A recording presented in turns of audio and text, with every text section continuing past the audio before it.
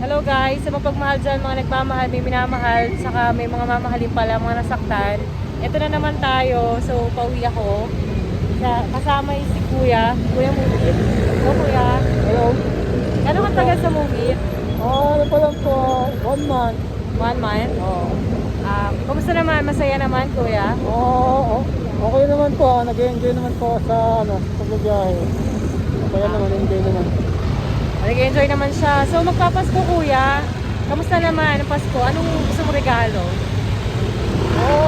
Balik tayo na. Ito kong pogi lang Kuya. Mabilis yan Kuya. Pag-alam. Ano lang, basta kasama ko ng pamilya ko, masaya na ako ron. Enjoy ko na lang yung kasama ko sila. Kasi ngayon, habang nakabakasyon din ako. Para pamilya talaga pinakamagandang regalo. Dahil hindi naman guys to. So dapat talaga hindi naman material things, di ba? Ang kailangan mo lang hihingin. Siguro pamilya mo tsaka yung maganda yung ano yun, makakatawa, good health, di ba? Kasi nabibigay lang po yung pangangailangan ng pamilya. Masaya na yun. Enjoy na.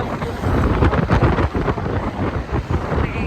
Ayun. So, pero may tatanungan Kuya about sa pinaka di makakalimutang Pasko. Ano naman Kuya ang pinaka di mo makakalimutang Pasko? Sa buhay mo? May ganun ka ba?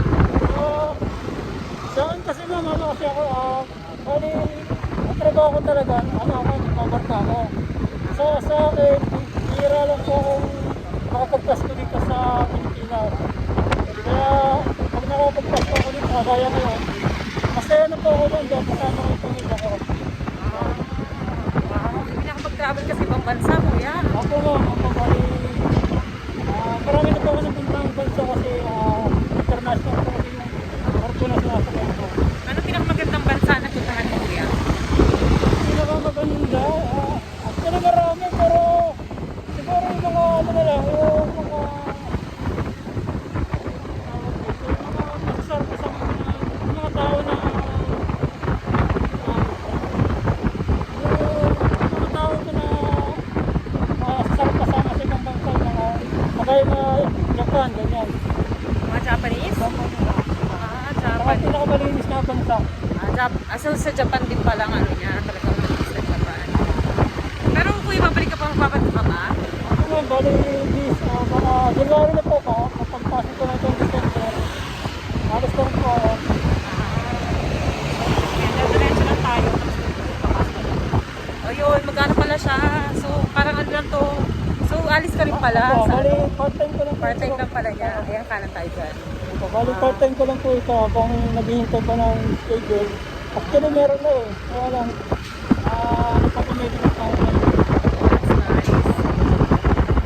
Sa Manila, dito sa sideline. So, magandang Christmas mo ngayon. Kasama mo yung pamilya mo, di ba? Maganda po. Kasi, ilang taon na rin kasi hindi ako nakapagpasko rin sa Pilipinas eh. Ilan taon na ba po yan? 4 years na rin. Tagal-tagal na rin. Hindi maging happy talaga yung pamilya mo, no? Bagay. Di ba pa-shoutout ka ba, Kuya? Ano lang, shoutout na sa mga pamilya ko din sa Laguna. Sa aming Laguna, shoutout. Taga-Laguna pala siya. Shoutout daw sa mga taga-Laguna. Ilang mga kaibigan, pamilya. Yung mga pamilya ko dyan sa Caloocan po. Sabi sila ng mga. Kung ako nag-i-stay ako, sa Manila, din ako nag-i-stay. Punta Kuya sa sa pagbalik mo sa barko. Ayun. Ayun. So, ipapa-shoutout ka ng Kuya. Shoutout din sa mga viewers. Support niyo si Ma'am sa mga vlog niya upload ng video. Napakabait ni Ma'am. Support na mga pops. Salamat, binola pa ako. Merry Christmas! Advance Merry Christmas guys sa mga nakikinig, sa mga nanonood. Ayun. Merry Christmas din sa'yo Kuya, sa family mo. Salamat! Saka ingat lagi. Thank you guys, panonood. Good night! Good night Kuya! Bye-bye.